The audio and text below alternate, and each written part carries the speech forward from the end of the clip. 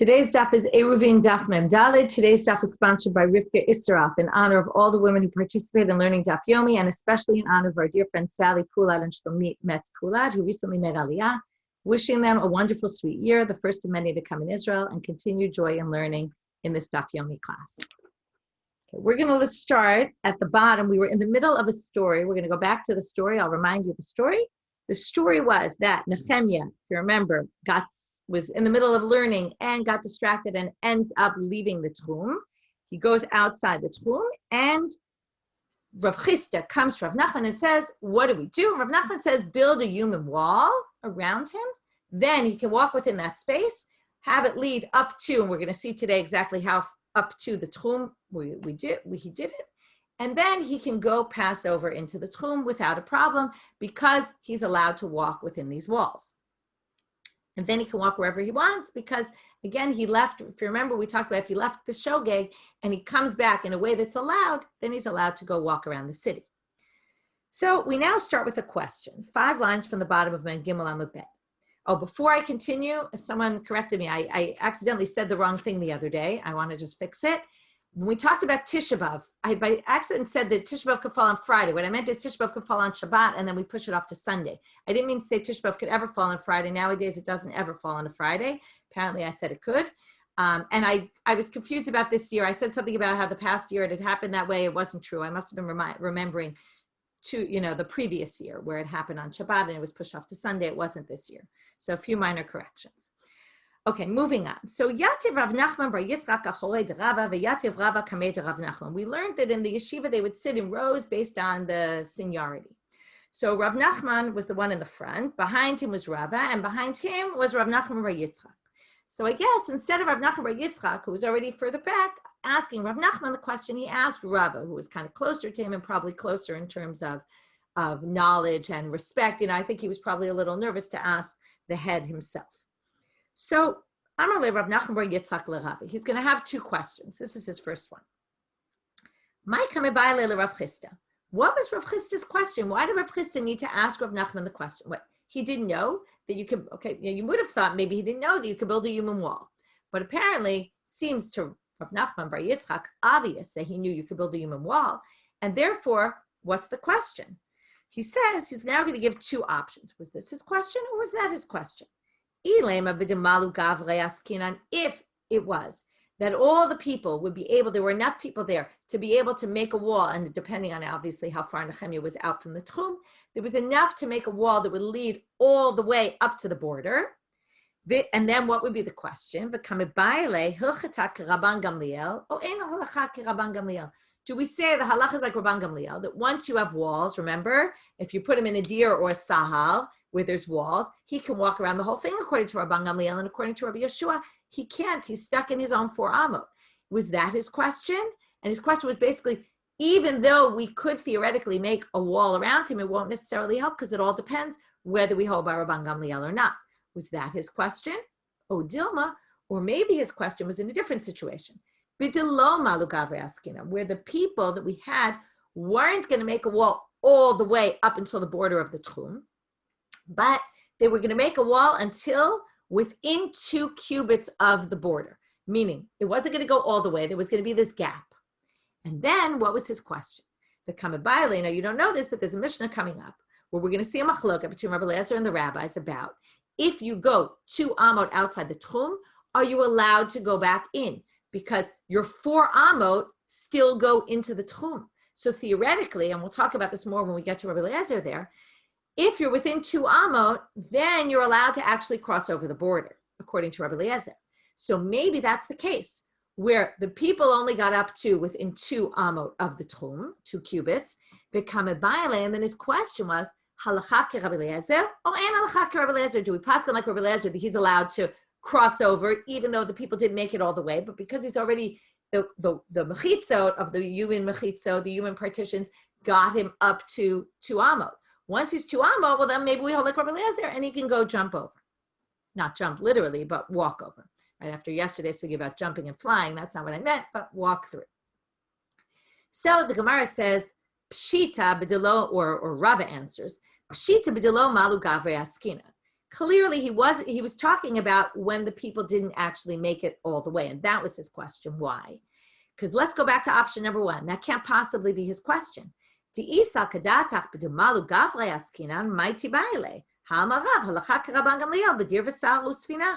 already know that Rav paskins like Rabban Gamliel, even in Nadir and Sahal, and Rav Chisda was a student of Rav. So obviously he must have held like Rav, in which case we know what Rav Chisda would have said, and it would have obviously been allowed. So it must be where it didn't actually, they didn't get to the partition, didn't make it all the way, and the whole debate is, can he go over or not? So therefore we do Rabbi Eliezer Kameh Baile, and that was his question.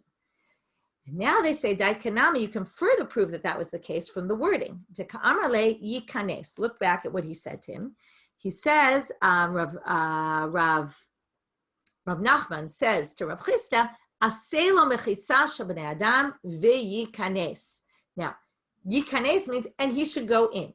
Now, the assumption is that make him a mechitza to get him up to point X, and from X to Y, he can then cross over. That's how they understand yikanes. That's do a mechitza until a certain point, and then he can go in, meaning he could cross over the border because he's not yet, the mechitza didn't even get him to the border. So yikanes seems to imply that he wasn't yet up to the border. You could read it otherwise, but you could infer from here, ma yikanes, lav below mechitza, doesn't yikanes mean, and then he can cross over the border even without the mechitza. That's how they understand it. That was the first question Rav Nachman Bar Yitzchak asked. He wanted to understand, again, it's an interesting assumption. He said clearly Rav Chisda knew halacha, and he knew that you can make a human mechitza, so it must have been his question was either do we paskin like Rabban Gamliel or not, which we said can't be, or the whole question is do we paskin like Rabbi Eliezer, that the 2 amot, you can cross over those 2 amot, and that the wall got him only until there. Now we have another question. The Rav Nachman Bar Yitzchak asked Rava. Rav Nachman Bar Yitzchak le'Rava. So again, he brought a question on Rava, but it wasn't on what Rava said, it was on what Rav Nachman said, right? But he was kind of asking Rava. Also, Rava was one of the main students of Rav Nachman, so I think he asked his main student, right? Like you go to the TA instead of the professor to ask your questions. So he says, here we have a source that seems to contradict, and I mentioned this yesterday. Nafal dofna, if your wall of a sukkah falls, lo ya'ami ba'adam behema bekelim, you cannot put up as a wall of your mechitz, as a wall of your sukkah, a person, an animal, or utensils. They can't function as a mechitza. And you can't take a bed frame. We're assuming an empty bed frame. If it was solid, it would be a mechitza itself. But here we're saying you can't take an empty bed frame and create a tent out of it. How? To put a sheet over the bed frame to basically create a tent and some shade. We're now going all the way back to stuff we learned in Masechet Shabbat about building temporary tents. You can't even build a temporary tent, okay? Even something temporary can't be built on Shabbat. Not on Yom Tov, and for sure not on Shabbat. So therefore, you can't do this if it happens on Yom Tov, on Sukkot, and certainly not on Shabbat. So he says, if you can't use a person as a wall, put him up as a mechitza on Shabbat, then how on earth did Rav Nachman say, make a mechitza, make a wall, put these people up as walls? Doesn't seem to make sense. It goes directly in opposition with this braita. Okay, so what's Rav's answer? Amar lei, ata martli meha, v'ana mina la meha. Oh, you pulled out this braita to question me. I'll pull out a different braita to support me.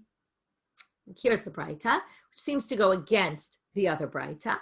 Ose adam et chavero dofen, kedei sheyochal v'yishtev v'yashen. You can make your friend into a wall. Doesn't sound like the nicest thing to do, but you can use your friend as a wall in order to allow you to eat and drink and sleep in the sukkah. Meaning, if you're missing a wall, prop up a friend there, have your friend function as a wall. It seems like a strange thing, but it matches exactly what we saw he did with the wall that they created for Nehemiah. You can also pick up this bed, straight, stand it up, put a sheet over it, in order to protect a dead body. Remember, we've seen all sorts of halachot about that, from rotting in the sun. You want to create some shade, or to protect food from rotting, not even a dead body, which covered a briod and things like that, but ochalin even, you're allowed to do that. So here you see a human wall is allowed. In any case, either the Gemara says this, or maybe even they ask this on Rava, they say, but kashina hadade. These two sources, I understand, you pulled out this braita, you pulled out that braita. Okay, but they contradict each other. Okay, now, when you have brightot that contradict, often we say, this is one's opinion and that's the other's opinion. The problem is, if you want to say that, you have to find opinions that match up to them, because otherwise it makes no sense that we've never heard of these opinions before and they don't appear anywhere else. So the Gemara is going to attempt, we're going to have 4 answers to how to resolve the contradiction. We're going to start, the first 2 are going to be, it's a machloket between 2 people, and they connect it to some other machloket. In the end, they reject those. And then they're going to talk about, the second 2 are going to be, they're different situations. Okay, it's not the same situation in each braita. That's going to be the structure for the next section. So the Gemara first answers lo kasha, and it's all charted out on the page to help you see it more clearly. Ha Rabbi Eliezer, ha Rabbanan. Oh, this falls into a famous machloket that we saw Masechet Shabbat a few times. In fact, Masechet Shabbat ended with this machloket about Rabbi Eliezer and Rabbanan ditnan. Kach chalon, remember this? We had a breach in the wall or a window frame, and you want to close it. You want to put a shutter in. Are you allowed to put the shutter in on Shabbat? Is that basically closing the wall, making a type of mechitza, a wall, or is it not? So is it allowed or not allowed? So Rabbi Eliezer omer, bizman shekashur v'taloi pokikimbo. If it's tied to the wall right next to it and hanging, where it's just basically you're sticking it in, taking it out, then it's allowed. V'im lav, but if not, ein pokikimbo. You can't just put it in if it's across the hall or on the other side of the room or wherever it is. You can't pick it up and bring it over there. That's no good. Okay, that's really like building. The chachamim omrim ben kach uben kach pokikimbo, and the rabbis say, no, doesn't matter. You can stick your shutter back into the window. That's not a problem at all, even if they're not attached. So therefore, wouldn't we assume if the rabbis say you can put this into the wall, that means you can build a mechitza, a temporary mechitza, because the shutter is just temporary. You're going to eventually take it out. So likewise here, you can build a human wall, and you can take your bed and prop it up and put the sheet over it. That all works according to the rabbis. But Rabbi Eliezer says you can't, and that's the first braita that says none of this is allowed. So that makes it very simple. But what's the problem? If you recall, ha'itmar alat was said about that machloket, Amar Rabba bar Bar Chana, Amar Rabbi Yochanan, hakol modim she'ein osim oel arai b'tchila b'yom tov, ein tzarich lomar b'Shabbat. Both the rabbis, and Rabbi Eliezer obviously, but all the more so the rabbis, agree that you can't build a tent, or for all intents and purposes, we're equating. We actually talked about this at the time. Is it a mechitza or not? But they're viewing it now as it's like building a mechitza. You can't build a temporary wall, partition, or tent, or anything like that on Shabbat, meaning, right, this is not the case of building a wall. You already have a wall. All you want to do is fill in the window. That's very different. You want to put the shutter in its place. That's what we call ela lahosif. You're adding to something that already exists. The question, but the machlokah between them is, can you add to a pre-existing tent? Okay, can you do that? Like we've talked about opening up a baby carriage on Shabbat, right? Where the umbrellas or the hood is already somewhat open. You can just extend it. Whereas you can't open an umbrella on Shabbat. So lo nechlaku ela lahosif. I'm not getting into the whole machloket about umbrellas, right? Some people say maybe not, but anyway, an umbrella is different than a sunshade, because a sunshade really works like an oel, whereas an umbrella is a moving thing. It's a little different, and that's why there was a whole machloket about umbrellas, even though we generally say, or we do say that you can't use umbrellas, but there was a big machloket about it between the Chasam B'Sofer and the Noda B'Yehuda. That's just an aside. So now getting back to our topic. So what does he say? You can't add to a pre-existing wall or tent on Yom Tov, and all the more so on Shabbat. And basically, we're going to say, right, he says, oh, you could put a shutter in the wall because that's just adding. But that certainly wouldn't allow you to build a wall by putting an animal or a sukkah, or an animal or a person or something like that. No, for sure that can't be done. Now we're going to say, so it can't be that. So it's clearly not Rabbi Eliezer or Rabbanan, because both would agree it's Aser. Ela lo kashya, ha Rabbi Meir, ha Rabbi Yehuda. So let's try a different attempt. There's a machlokah between Rabbi Meir and Rabbi Yehuda. Ditanya, let's read it first and then we'll connect. Asa'ala behema dofen l'sukkah. What if, and by the way, we talked about this when we talked about using an animal as a lechi, if you recall. Okay, can an animal function as your lechi? And then we said he might run away. Right? There's all sorts of reasons why you can't use an animal. Asa'an lebehema dofen l'sukkah. Rabbi Meir posel. Rabbi Meir says you cannot use an animal for your wall. Rashi says why? Because shema tivrach, because he might run away. It's a very unstable wall. The animal has a mind of its own. It'll run off. Happens in the Gemara and Sukkah, they bring all sorts of other reasons, which they don't mention here, but one is maybe the animal will die. One is it's something that stands, it's omedet al yidei ruach. It stands because it has a spirit in it, okay, ruach in it. Or it needs something that's made by man, and this isn't made by man. Okay, there's different reasons. All those reasons would apply, by the way, also to humans. The reason why Rashi brings this is because in another minute, the Gemara is going to distinguish between animals and humans, and the concern of Shema Tivrach is not a concern by humans. Because you could tell a human, you could tell your friend, please don't move. Whereas you can't tell an animal, please don't move. You can, but the animal likely won't listen to you. So that's why Rashi brings that, because the Gemara is going to later distinguish. Whereas, like I said, Shema Tamut could also be by a person. Obviously, you might have a little indicator, but if you remember, we just said there were three things where a person could just drop dead in the middle of talking. So in any case, those would be concerns also for humans. So let's move on. So now we said, how does this fit in with, so Rabbi Meir posel, he says you can't use an animal for your wall of a sukkah. For Rabbi Yehuda machshir, Rabbi Yehuda says you can. Rabbi Meir, so now how does this work in with our opinions? So now it becomes a little the opposite of what you might have thought. Rabbi Meir deka pasil, he says you can't use an animal for a wall of your sukkah. Therefore, said the kapasal hatam, in that sugi, he says it's no good. Alma lo machitzahi. Therefore, when you put up an animal, you're not actually putting up a wall because it doesn't work. In that case, it's counterintuitive, but hachashare to lav miti ka'avid. In this case, if you put them up for your wall of your sukkah, it's allowed because you haven't done anything wrong, because you haven't actually built a wall because it doesn't work.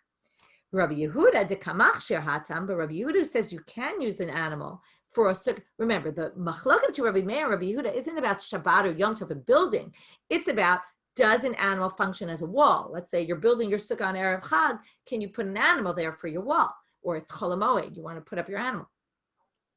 So if you don't allow it, then if you want to do it on Shabbat and put your animal there, go for it, because you're not really doing anything anyway. So it's not called, again, this is all about Melechet Machshevet. If you want to build a wall and it's not actually considered a wall, then you haven't done anything wrong. So Rabbi Meir, who forbids it in general, will say, well, if you did it on Shabbat or Yom Tov, it's allowed. So the source that said, Oseh Adam et Chavero, Dofen Kadesh Yochav Yisheh, by the way, if you notice, the animal doesn't even appear in this source. Okay, and that's going to be part of the problem. But we're going to assume, let's say he would say the same thing for an animal. So, as if the Braita would say the same thing, therefore it would be allowed. Rabbi Yehuda de kamachshir hatam alma machitzahi. Hacha asar. Since it actually works as a machitza, therefore here it's going to be forbidden to do on Shabbat because you're actually building a wall, and that matches the first Braita. So now the Gemara says, "V'tizbera." Does that really make any sense? Imar deshamat le Rabbi Meir behema adam v'kelim mishamat. Rabbi Meir said it only about an animal, and particularly notice there was no animal mentioned in that Braita. He was saying you can't use an animal, as we said before, and that's why I said Rashi said, because he might run away, but the same logic wouldn't apply to a person, and it certainly wouldn't apply to utensils. Utensils don't run away, they don't have legs, they don't walk. So, Adam v'kelim mishamat, and specifically our Braita is talking about Adam and Kelim. Those should be able to be a good mechitza, which means it should be forbidden even according to Rabbi Meir. Vitu, and additionally, now there's an assumption that Rabbi Meir is talking about something totally different, the animal, right? Can you use your animal as a wall for sukkah, not even do a Shabbat or Yom Tov at all? But then we have to apply it to the machloket Rabbi Eliezer and the rabbis about, can you add to it a pre-existing oil or not? So now we're going to say, Rabbi Meir, aliba deman, who does he hold like in that previous machloket? Aliba de Rabbi Eliezer. If he holds like Rabbi Eliezer, for sure he can't, because l'hosif nami asel, right? He even forbids adding on to a pre-existing wall. Of course he wouldn't allow you to build a wall from the beginning, from the get-go. Ela aliba de Rabbanan, if you want to say you must hold like Rabbanan, who allow l'hosif to add to a pre-existing wall, imor damer Rabbanan l'hosif, l'chatchila mi amor. Still, even if you say your animal doesn't function as a good wall, still, or if you say, let's talk about the humans and the kelim, it's not going to make any sense because you're still building a wall, and nobody allows building a wall. So there, partition. Nobody allows building any sort of partition. So therefore, right, their whole machlokah was about adding, not building a partition from the start. So therefore, it doesn't make sense to say that Rabbi Meir would allow this. So therefore, Ela hava ha Rabbanan. So now the Gemara goes back and says, okay, it's not machlokah Rabbi Eliezer Rabbanan. It's not machlokah Rabbi Meir Rabbi Yehuda. It must be, we're back to square one, that it goes according to the rabbis who say lahosif is allowed. Okay, but within that opinion, there's right to add to a pre-existing tent or wall you can do. But within that, we're still going to split. What's going to split have to be between? The kelim lo kasha. So now we're going to have to explain kli and adam. So kelim lo kasha, ha b'dofen shlishit, ha b'dofen revi'it. We all know sukkah needs how many walls? 3 walls. You don't really need 4 walls. You need 3 walls. If that's the case, what happened here is in the first braita that says if your wall falls, you can't put it up with a person or a kli or an animal. That is talking about your 3rd wall, which is your necessary wall. That is basically considered building a mechitza. And therefore, Rabbanan are going to say it's forbidden. But if it's the 4th wall that you don't really need, why are you doing it if you don't need it? Well, probably you just want to block the wind, maybe, right? You just don't, not for halachic reasons. So since you're not actually building a halachic partition, a halachic wall, therefore they're going to allow you to do kelim on that side, use utensils to make your 4th wall. And daikanami dekatani, we can further prove this from this, the first source, the first braita said, nafal dofna shmamina. It sounds like it's your actual wall that you need, because it says if your wall falls, you can't build it with the animal or any of that because you're actually building a wall. But the second braita, which doesn't specify, we can assume it's talking about the 4th wall. Now, there's a big problem with this. There's a lot of problems with it. The Gemara is going to reject it for a different reason, because it only resolves the kli issue, the utensil. It doesn't resolve the human issue, which we'll have to get to. But it's a problem because if you notice, it says, "Oseh adam et chavero dofen kedei sheyochal v'yishteh v'yashen," in order to allow him to eat, to drink, and to sleep, which are the main 3 things you're supposed to do in your sukkah, which sounds like it's to make it a halachic sukkah. So it's a bit of a difficult answer. The Mefarshim, Rashi basically says, since it's going to be rejected anyway, they didn't reject it for that reason, they rejected it for another reason. So they say basically this doesn't really help you because ela adam kasha. But you still have a problem with the human, because theoretically you could build a human mechitza even for your 4th wall. So why doesn't it work for an adam? Or maybe you couldn't. In other words, still that explains the kli. It doesn't explain the human.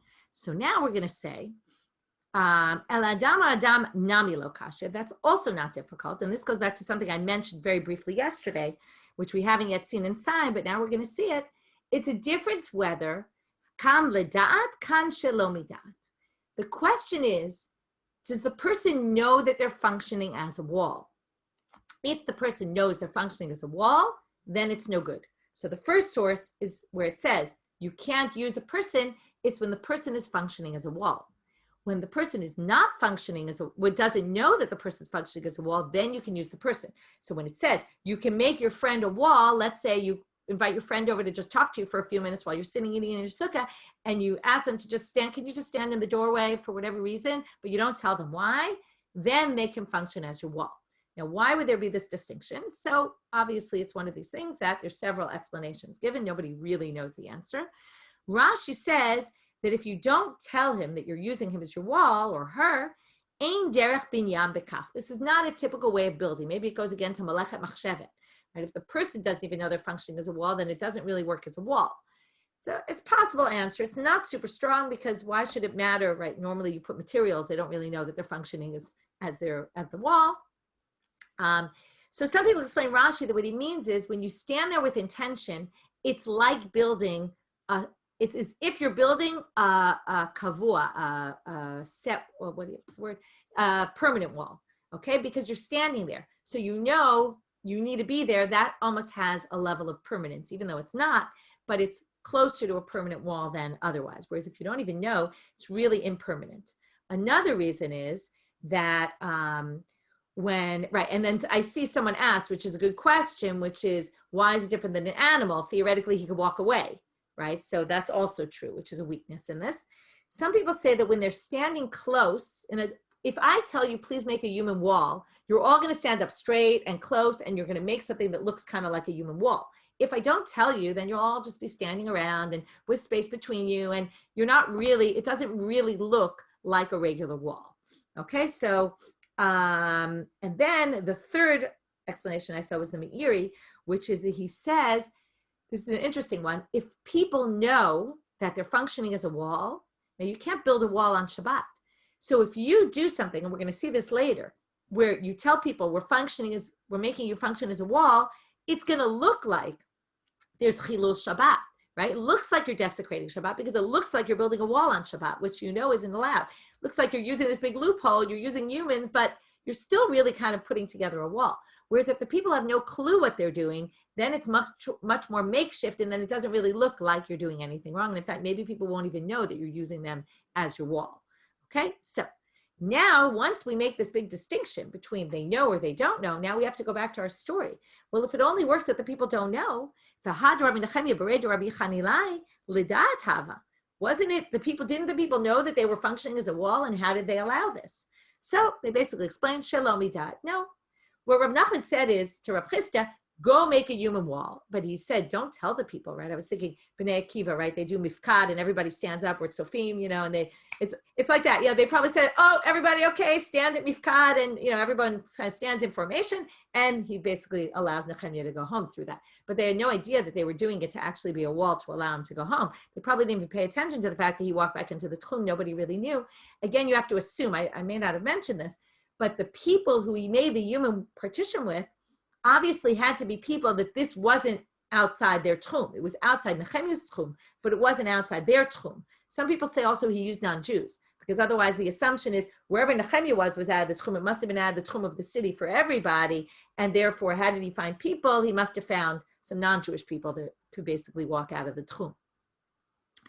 So in any case, we basically assume they didn't know. Then they say, well, what about Rav Chisda himself? Rav Chisda knew, and wasn't he part of the wall? Rav Chisda, mi alidat hava. He knew, and he was part of the wall. So the obvious answer, Rav Chisda, shalom and aminyan hava. He asked everyone to gather together, but he himself didn't stand as part of the wall because he knew that if he did, it would be a problem. Okay, now we're going to have a few stories about human partitions and how they were used, and when it's okay, when it's not okay. Hanu b'nei ganana, there were people part of a wedding party. I'm assuming this didn't happen actually at the wedding because it seems to be on Shabbat, but maybe it was during the Sheva Brachot. Da'ilu maya b'mechitza shel b'nei adam. They brought water. If you remember, we always found heterim for water. Remember, like the imaginary walls that can go down to allow something jutting out from your balcony to draw the water from the well that's underneath. So here also, they carried water with a mechitza of b'nei adam. But this wasn't a good idea what they did. Okay, they basically took water from the public domain to the private domain using walls of humans. They basically put a human wall around to basically say, oh, this is in a private domain, and then we can take the water. Nagdinu Shmuel. Shmuel did not like this at all, and he said, Imamru shalomidat yomru ladat. If we allow you to do this shalomidat, people will say, oh, you could do it even if you set them up on purpose. And he said, they allowed it shalom midat, but they didn't allow it midat. And you guys set this up on your own. Nagdinu means he gave them lashes. He gave them lashes midurabanan. He said, the rabbis only allowed this if you don't know. But you basically set up these people to function as a wall. They knew exactly what they were doing. Certainly not allowed in that case. You could see, by the way, how things could get confusing. People thought maybe it was okay, or maybe they didn't care and they did it anyway, and he actually gave them lashes for it. They must have done it on purpose and knew. And he was basically saying to them, what do you mean? Don't you obviously did this in the wrong way. Hanu zike, to have a shadim beristika de machoze bahade de atarava mi pirke. Ailinu niale. So now, what happened? There were flasks of water. Again, they wanted to bring water to Rava when he finished his drasha. What happens when he finished his drasha, right? Tons of people congregating. So all these people leaving the yeshiva. And basically, they brought water using all the people that were standing around as a mechitza, and they were able to bring water through the streets of Mechoza. Okay, even though it was the public domain, and they brought it to Rav in his private domain. So, l'shabta achrite ba'alinhu. The next week, they wanted to do the same thing. Va'asar lehu, and he says, you can't do it now because dahavile kiladat vasur. The first week, nobody knew that they were functioning as a mechitza. They were all just standing around.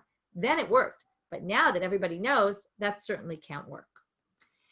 Levi Ailu Letivna, Ze'eri Asfasta, Rav Shimi bar Chia Maya. Now we're just giving 3 examples of Levi who brought in straw using human mechitzot, Ze'eri who brought in fodder, and Rav Shimi bar Ashi who brought water, all using human mechitzot. So you see that human mechitzot can function, but under the condition that they don't know that they're functioning as a wall.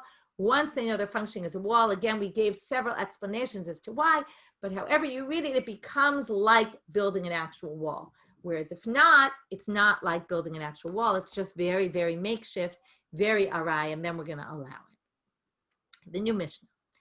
Mishi yatsa bereshut. Someone goes out bereshut. They leave the tchum in a way that's permitted to them. Meaning they don't have an eruv, but we'll see. Okay, Rashi explains, like Edut HaChodesh. Okay, they saw the new moon. You're allowed to come to the court to testify that you saw the new moon, even if it's far. Okay, for certain things they allow going out of the tchum, because again, if tchum is derabanan, then we can allow for certain things. Oh, lahatzil min hagayis, if there's some enemy on their way, you're allowed to go out and fight against them. You can leave the tchum. Oh min hanahar, oh chachama haba leled, right? Or you're, let's say the river's overflowing, and I assume that's what they mean, that you're running away.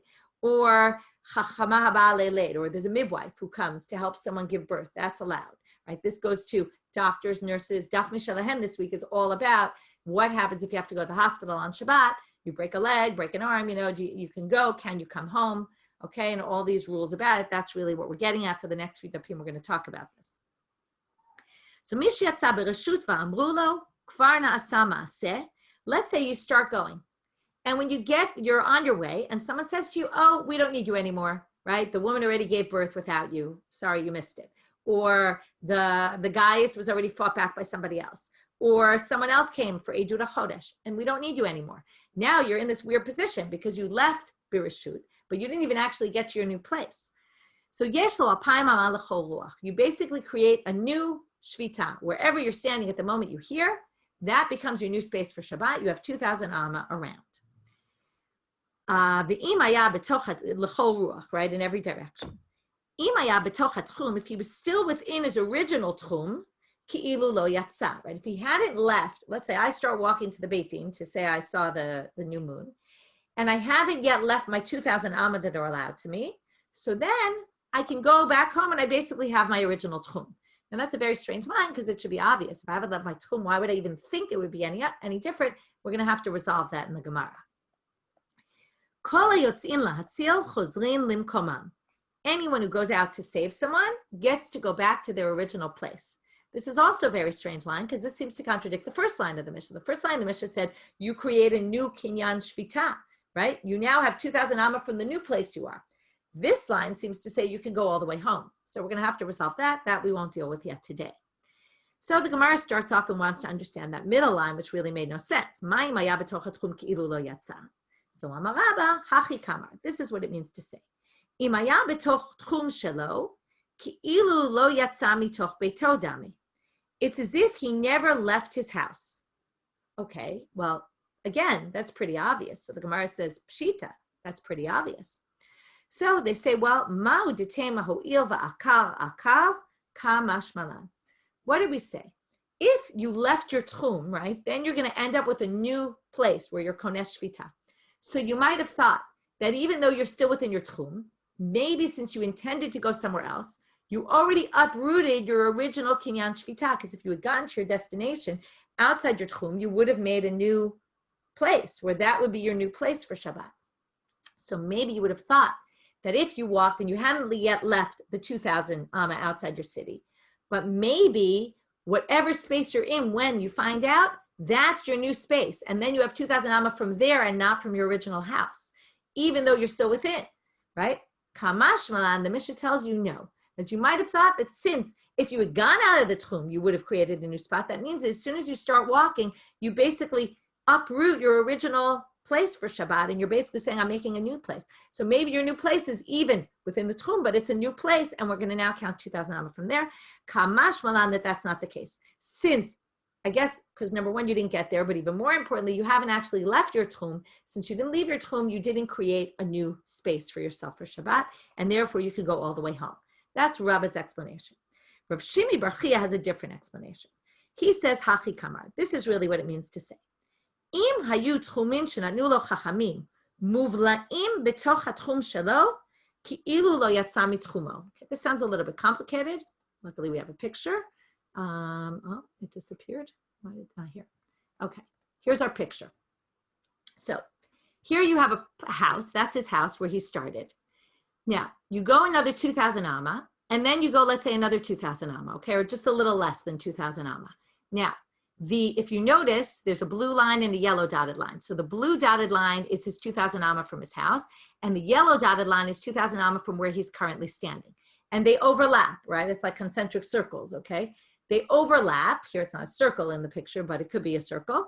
In any case, what you get, the idea is that there's an overlap between the two, where there's a space where it's both within his original tchum. It's different than Rabbah said. Rabbah said he was still within the 2,000 amma outside the city. It would have to be within these blue lines for Rabbah for it to have worked.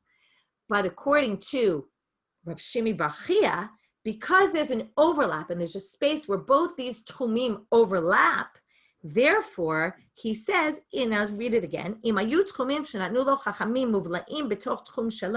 so now he gets a new 2,000 amma from the place where he's standing, where he finds out we don't need you anymore. So since those 2,000 amma, if he would go all the way to the end of them, he'd actually be within his original 2,000 amot. Therefore, we make it ki'ilu lo yatsa mitchumo. So theoretically, we're allowing him to walk home almost 4,000 amot. Okay, that's allowed because it's what we call muvla. Okay, so now, what's the root of the machloket between Rav Shimi Bar Chia and Rabbah? Rabbah didn't want to explain it this way. So the reason must be because Mar Savar Havla'at Tchumim Miltahi. Rav Shimi Bar Chia thinks that Havla'at Tchumim works when there's an overlap.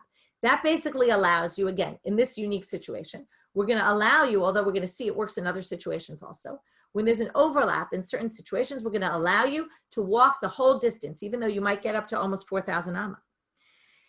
And Mar Savar, but Rabbah holds lav miltahi. No, this doesn't work, and therefore he explains it must be talking about something that's kind of more obvious, right? And the Mishnah almost didn't really need to say it, but he came up with a reason why we think the Mishnah needs to say it anyway. Okay.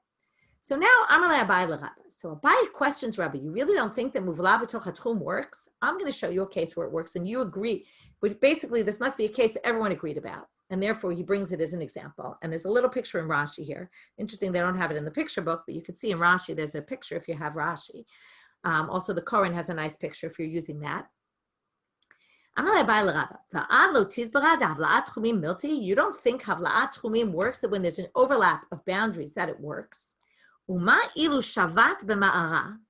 if you were in a cave when Shabbat started? There's 4,000 cubits. The cave is huge. It's 4,000 cubits long. And al gaga pachot me'arba'at alafim ama. But when the end, okay, they call it the roof, but what it means is the exit of the cave. Okay, let's say the cave is underground and the roof of it is where you leave the cave. The exit to the cave is less than 4,000 amma wide, and it doesn't say this inside, but you can see from the picture in Rashi, there's an exit on the left and there's an exit on the right. So you basically have this space that's less than 4,000, assuming it's not too much less than. It's obviously more than 2,000.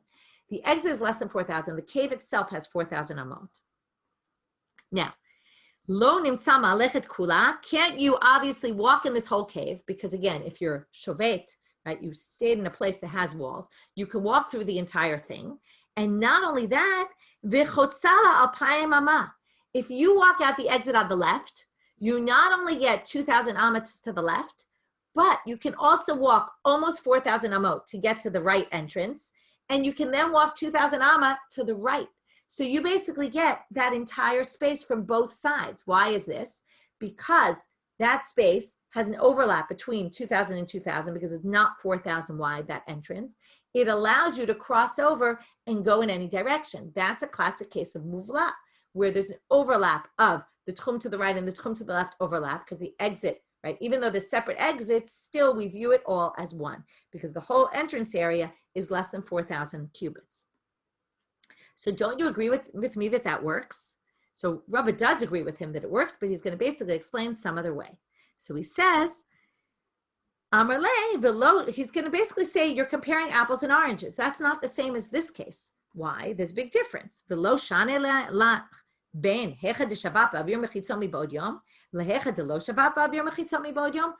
you agree with me that there's a difference between, yes, I'll agree that there's havla'at tchumin in the case of the cave, but that's because you were in the cave when Shabbat started. Remember, tchumin all goes by that critical moment of when Shabbat started, when Ben Hashmasha was, that whole twilight period.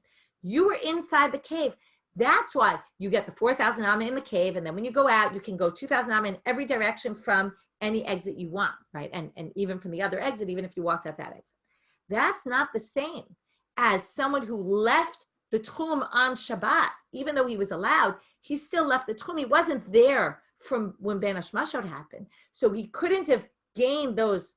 You can't, then Rabbi says, I don't agree with havla'at tchumim in that case. The fact that now you went to the hospital or you went to go fight some enemy and you weren't needed anymore, and now you're stuck in some random spot, and it's true there's an overlap between your tchum and your new tchum and your original tchum, but Rabbi says that doesn't help you. You weren't there, Ben Hashmasha, that wouldn't work for you. Whereas Shimi Bar Chia thinks that does work, because since his basic theory is you left in a way that was allowed, and therefore the fact that there's still an overlap allows you to get all the way home. Okay, that's what we're going to say. We'll stop here for now, although this sugya is going to continue, and we're going to really question that assumption that we just made a minute ago. And if you're not Shabbat, it doesn't work. Again, we're going to question Rabbah again and try to figure out Rabbah's approach. We'll stop here for today. Have a good day, everyone.